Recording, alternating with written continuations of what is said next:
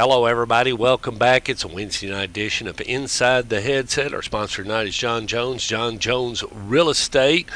Going to bring live and on the air. We're going to go over to Knoxville, so we're just going to run right up I-75, run into Knoxville. Going to talk to the head coach of the Knoxville Catholic Fighting Irish, head coach Philip Shadowens. Coach Shad, how you doing tonight, Coach Shad? I'm doing great. How you doing? Doing well. Well, you got in a tough one this past Friday night. Ensworth came over and boy, they brought the hammer, 35-0, and take it away, Coach. Did you fall apart or lost your way, or is Ensworth the real deal? A little bit of all those things. They're the real deal. They took the opening snap and drove it down our throats, kind of, and just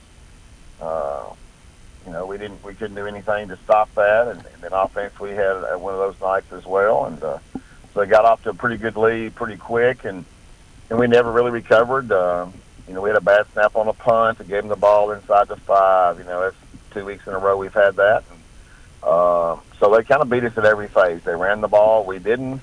They executed special teams. We didn't. So it's just one of those nights where it's a great learning opportunity. I mean, it was the best team we played all year long, and everybody knew that going in, that they were going to be, a step above. They're just a big old physical team. They got really, they got, I think, 5 Power 5 players on that team, and 2 of them played defense on the edges, and we had a heck of a time trying to block those 2 kids, to be honest with you. We had a heck of a time blocking any of them, but certainly they kind of dominated the game and did what they wanted to do, and we never could get anything going in the right direction. And it was, as I've told our kids this week, we got to play better, we got to coach better, we got to have to do better. It's a manager, everything about us, we got to be better than what it was Friday night. And it was an awakening for our kids a little bit. I mean, for many of them, it was the first time they played against that level of football. And when things didn't go well early, we never got over it, never recovered. And that's a great learning experience for us. You hate to learn lessons that way, but sometimes that's what you kind of get what you deserve. And we didn't play well enough and coach well enough. We got what we deserved. Well, and I cut my teeth in youth football in '98 when I moved to this state, and I'm over there with Coach Carter, and I'm watching Donnie Carter coach, and I mean we're beating the heck out of everybody, and Donnie's running cross buck, and we've got about 4 or 5 plays, and I mean we're just beating the heck out of everybody and blowing off the line and everything. But then you hit that Una, and they loaded. I mean, they were loaded. They had Ari Allen that was 6'8" as a 6th grader. They called him Baby Shaq. I mean, and of course they had Sonny as a quarterback and Jonah Hendricks, which a lot of those kids ended up in Smyrna, thank the Lord. But you're right. When you start talking about a different, I mean, Coach Shad, and you've coached them. You've had Itavis. You've had some. But when you start talking about a kid that can change the game on a Friday night just by himself, he's just a man on the field that can, he should be playing college football. Really, it is mind-boggling but it is great to see athletes like that in high school football and know that competition is out there, isn't it? Oh, absolutely, man.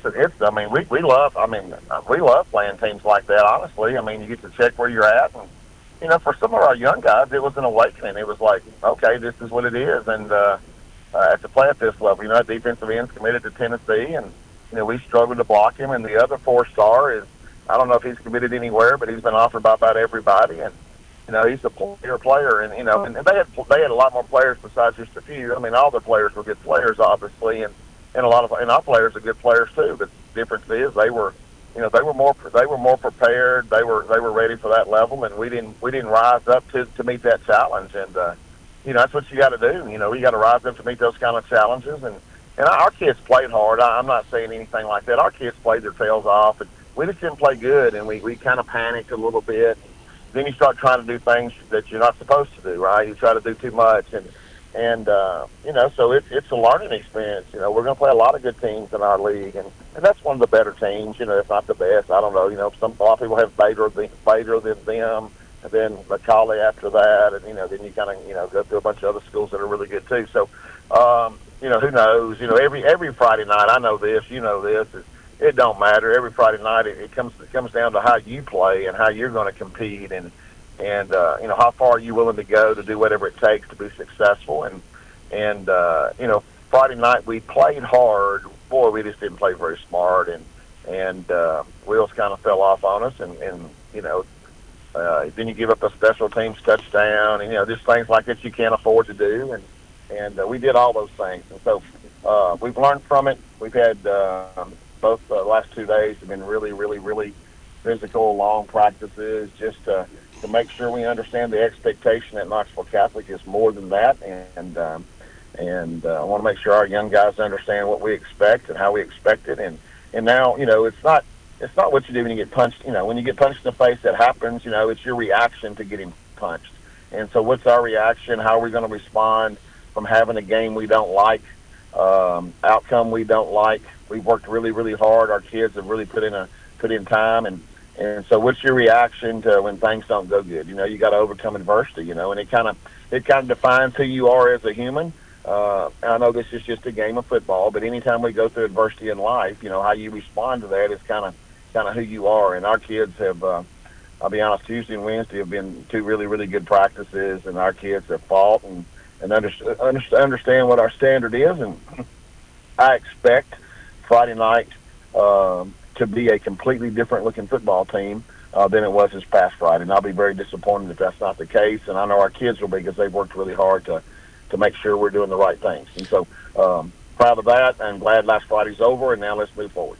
And I've been around you a long time. I started filming with you in 2001, and I've been around you a long time. And I mean, I kind of know. I've been there. I've listened to you talk to those kids and everything. And when you get that loss, nobody's better at saying, "Hey, just put it behind you," because we got to move on. And what we got is what we got. And penalty-wise, was you okay, or was a lot of stupid mistakes, or was it uncontrollable no, we didn't too? have any penalties. I think Good. We had 3 penalties all night. Good. I mean, Good. Penalty night. Good. We didn't do enough to get penalties. Good. But no, we didn't have any of those. So I think we had 3 all night long. We did have a couple pre-snap penalties on offense that absolutely drive me crazy.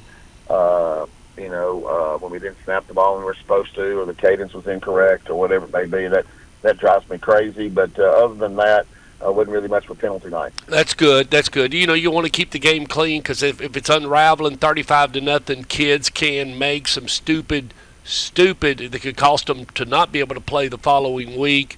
And way to manage that. That's on you, Coach. You're those penalties. That's all you, and that's your clipboard. So, but moving into Briarcrest, Memphis, and it looks like they're 2-2, and loading the buses up, aren't we, Coach? That game's away, isn't it?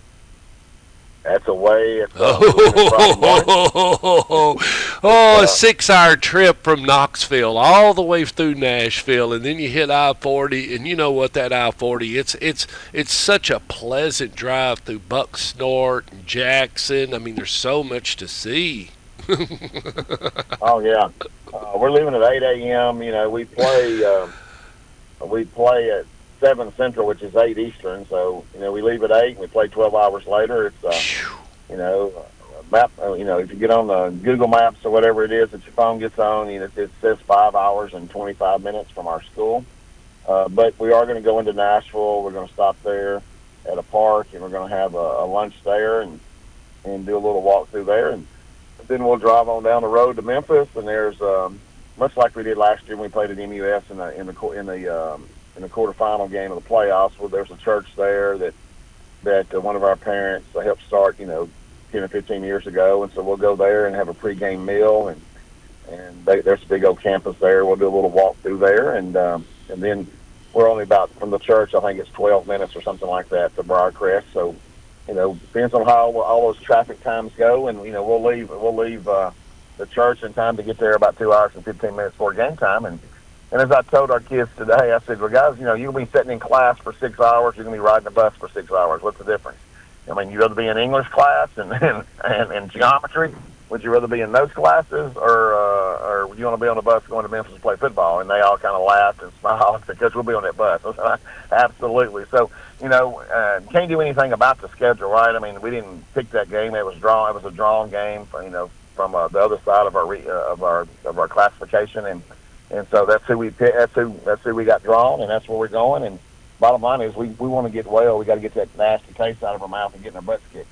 Well, and I mean, those that there's sometimes that kids, Sonny Gray played. He'd tell me that I'd say, "What do you do to pass the time?" When he was playing at Midland, when he first got into MLB, he says, we do just what we did at Bandy when we was on the bus. We played a lot of spades. You play a lot of spades, Yep. and or you watch movies or whatever. So, I mean, travel as far as a bus, I mean, the kids got their phones and the connectivity. So, and the service is great coming from Knoxville all the way through and, on I-40. So, I mean, kids got, and of course you want them preparing for the game, but at the same time, kids' attention span. You can't ask them kids to be quiet for 6 hours. My gosh, I would be crazy by the time I got to Memphis. So George, let's be honest. You probably couldn't do it for 5 minutes now, but I mean, I know you pretty well. You'd have a tough time with 5 minutes.